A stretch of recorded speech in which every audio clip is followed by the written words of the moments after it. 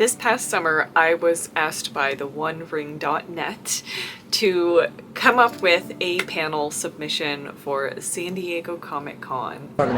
Welcome, everyone, to I Am No Man, the creative women of Middle-earth.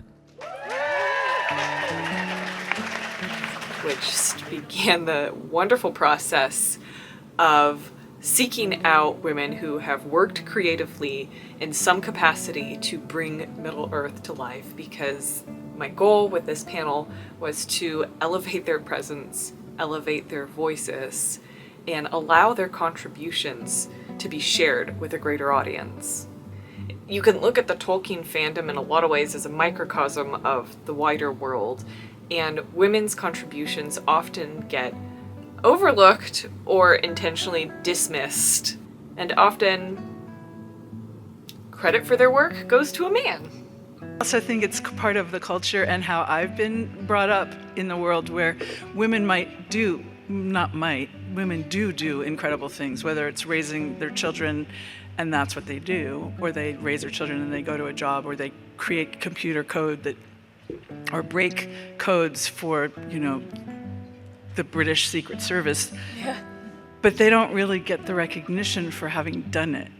Usually, and you can see it in your workplace sometimes, where a man will step up and receive the award, or for something that a bunch of women colleagues have done. I forgot to mention, I should introduce myself too. Other than being Keeley on Happy Hobbit, I'm also a fantasy author under my pen name K.M. Rice. I have a podcast called Forests, Folklore, and Fantasy, and I've actually had the privilege of working for What a Workshop several times, actually. Daniel Falconer, an incredibly talented writer and artist, and I wrote this massive tome called Middle-earth from Script to Screen, Building the World of the Lord of the Rings and the Hobbit, a title which I completely forgot once I was up there on that podium and just stood there staring out at the audience being like, I wrote, and Kathy, my stalwart fellow staff member, was sitting next to me and had to say, it's on the screen. Called Middle-earth from Script to Screen, Building the World of the Lord of the Rings and the Hobbit. That's it. Yeah, there you go. So this panel was my way of attempting to control or contain the narrative a bit and give these women an opportunity to tell their story. Lisa, how did you first get exposed?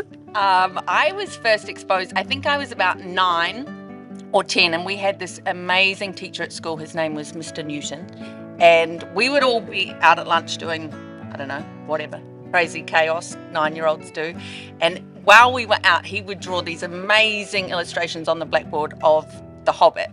Turns out he was this fantastic artist, but we were just 9-year-olds. And so we would come back in after lunch, and he would read us a chapter of The Hobbit like every day. So that was my first experience. He was very smart, calming all these children down after their crazy lunch break. But yeah, I didn't obviously know at that time that I'd be working at What a Workshop 20, 30 years later. Certainly didn't know I'd be at a panel. Another reason that this felt important to me is, as a longtime member of the Tolkien community and as even a content creator in the Tolkien community, I have been dismayed and surprised to discover just how many people assign the creation and the writing and the production of the films solely to one person, Peter Jackson. And while I am certainly not trying to take away from or diminish any of his tremendous accomplishments, and there are many, I also want to make it clear that there were 2 women who were with him every step of the way, and those 2 people are Fran Walsh and Philippa Boyens. But they are often overlooked, and Peter Jackson is the name that everyone can recognize. Here is a moment when we were conducting trivia at the OneRing.net booth that just further exemplifies the issue that I'm discussing. Okay, one of the writers of The Lord of the Rings provided the sound of the Nazgul. Who was it? Peter Jackson's wife. I don't know the name. What is her name? I don't know her name. That's the problem. Fran Walsh. Fran Walsh. Woo! absolutely no shade to that individual whatsoever. I'm just using this as an example of the fact that so often women are defined by their relationships to men versus their own individual identities.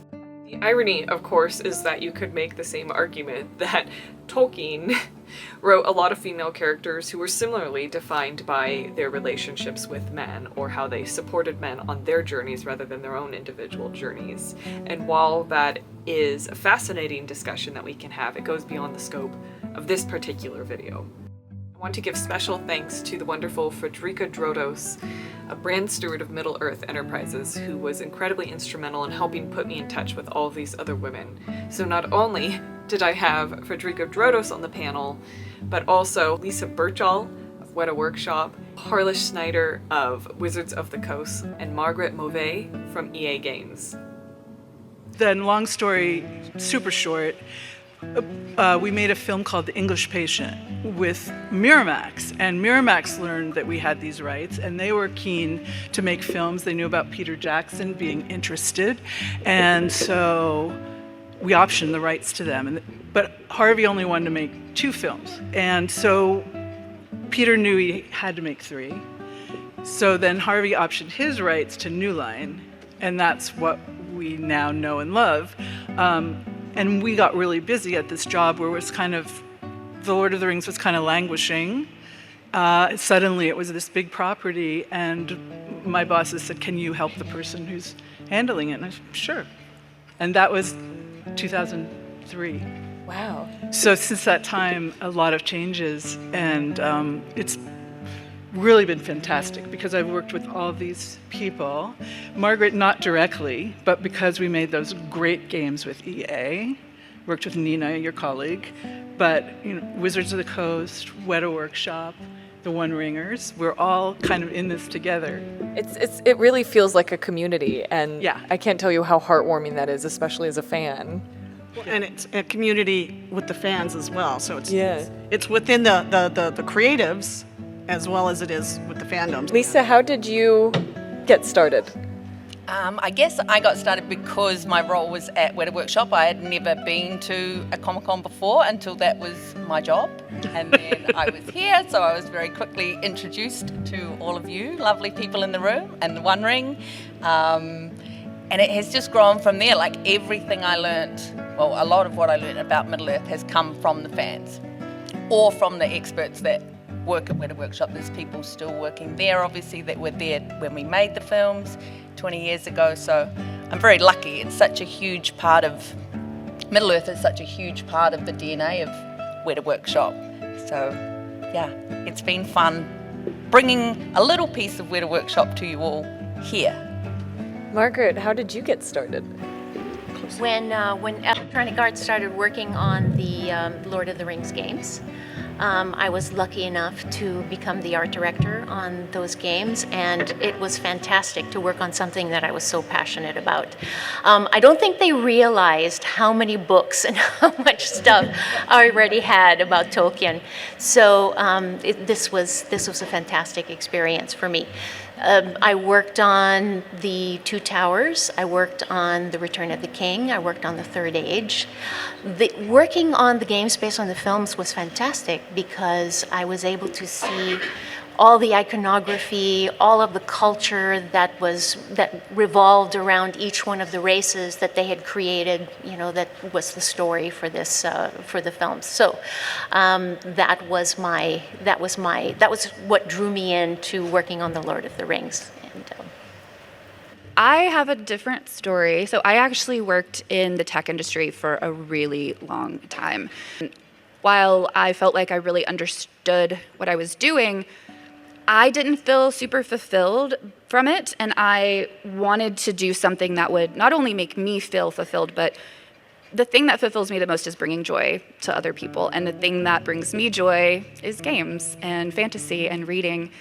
And so in 2019, I was working in startups, which fun, and there was a round of layoffs, and I was let go in the round of layoffs, and I just thought, I'm done with this. I don't want to do this anymore. And so I found a job posting for Wizards of the Coast. I was like, oh, Dungeons and Dragons, okay. And it was on the Magic the Gathering team. I had never played Magic before. Now I'm a very avid player. And somehow they gave me the job. I've been in 3 roles at Wizards. I started off as a product marketing manager on the product strategy team, and then moved to the emerging business team, which is where I met Frederica and her group as we onboarded the Middle-earth Enterprises group and started working on our set, The Lord of the Rings Tales of Middle-earth. And every day I got off the phone with Frederica, I thought, is this real? Is this my life now? This is amazing. So yeah. And now I'm a global event manager for Wizards, so I get to go to all these amazing conventions and meet all these people who love the same things that I do, and it's incredibly fulfilling, and I'm very glad I made that decision. All of these women are working in very male-dominated industries. When I first started at EA, 2022 for me would have been 30 years at EA. It was a very different company when I started, always a great company to work for. It was a very different place. Well, in the sense that it was very male-dominated. A lot of times I was the only woman in the room, and you kind of get used to operating like that. But it's not that way now. I am working on a game that is primarily women. Even when I started working on The Lord of the Rings, actually, there was mostly men on the teams, but there were more women as we went along, which was fantastic, and that changed the whole face of the industry. So I've changed, my career has changed along with the games industry, and I find that it has gone from being very male-dominated and having a different approach to creativity, where now I think, that actually is definitely the case at EA. Very inclusive, very conscious of that, very respectful.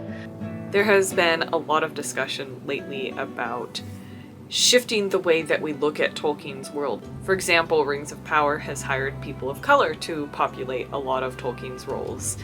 We are also looking forward to a feature film, The War of the Rohirrim, and the main character there is a young woman named Hera. Now, the filmmakers had to create her name because Tolkien never actually named her. There's a lot of folks who are used to seeing Tolkien depicted as a very white and a very male-dominated space, and they have had some resistance to seeing the changes in the representation there. However, I find it ridiculous because if you don't have a problem with a talking tree, why do you have a problem with the pigment of an elf's skin? Sounds like a you problem, but anyway. But these visceral conversations have pushed discussion about inclusivity to the fore in our fandom, and if you had any doubt about why representation is important, listen to what Harless has to say. So, as I mentioned, I grew up in a really small town, and it was kind of idyllic in a lot of ways. I grew up on a farm in the woods. We had a horse. It's pretty cool. Grew crops, and what's really great is my family owned all the property, and so it was just my family living up there. I mean, I was literally like running around barefoot on the farm in the woods and just living my best life. But I always knew that I didn't belong there. I always knew that I wanted more than that small town had to offer me. And so Arwen specifically was so integral to me gaining that courage to say, even though I have my basic needs met, even though I live in I grew up in Appalachia, it's absolutely beautiful. Even though I have this isn't for me. And Arwen had the same thing.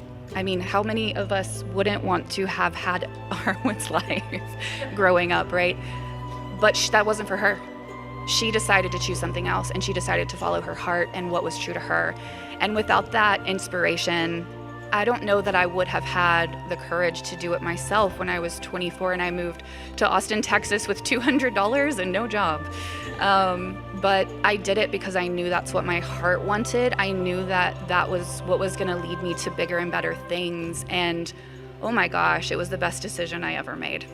When she told me that anecdote as we were putting the panel together over the weeks leading up to Comic-Con, I was so moved and so proud of her, and we just met. An argument can be made that any character no matter their race or their gender, should be relatable to the reader or to the viewer. However, that's not always the case. For example, just as Harless said, having Arwen embody that courage to go forth and seek her own destiny on her own made a huge impact in her life. Now, there are male characters in the text that do the same thing, but in case we needed a little reality check here, women in our society cannot move about as freely or as safely as men can. If that shocks you, I'm not sure what to tell you. So it is much more significant and important and empowering to see examples of women doing these things. Similarly, it is just as important and powerful to see actors like Ismael Cruz Cordova bringing Erandir, the elf, to life in Rings of Power. There are incredibly massive struggles behind all of these stories that we don't really have the capacity to touch on, but for now, suffice it to say that the panel was very well received. Though we reached out to Philippa Boyens and Fran Walsh, they were very interested and hopeful that they could attend to participate in the panel. Their busy schedules as filmmakers prohibited them from doing so. However, they wrote a lovely note that I had the honor and privilege of being able to read out at the end. So, Philippa says Fran Walsh and herself, Philippa Boyens, would like to send their love and well wishes to everyone attending the panel. That they want to encourage any young women filmmakers out there in the audience to pick up your pen, your camera, your imagination, and your passion, and start creating. We need you and your voice in the industry. Persevere. Don't take no for an answer. Don't let setbacks and stumbles define you. And whatever you do not let any antiquated, misogynistic person make you doubt your ability to tell any damn story in any form or fashion you choose.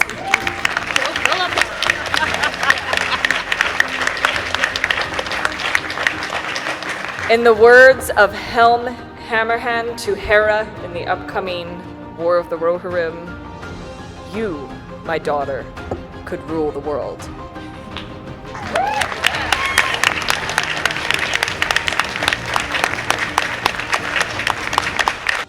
I'm so thankful to the OneRing.net and to San Diego Comic-Con for allowing me this joyous opportunity to gather these women together and collect their stories and share them with the world. If this little video has only whetted your appetite, you're in luck because you can watch the entirety of the panel at the link in the description below. Thank you so much for watching. If you've enjoyed this video, please like and subscribe and share with a friend. Doing so makes a world of difference to us and helps me continue being able to make content like this for you.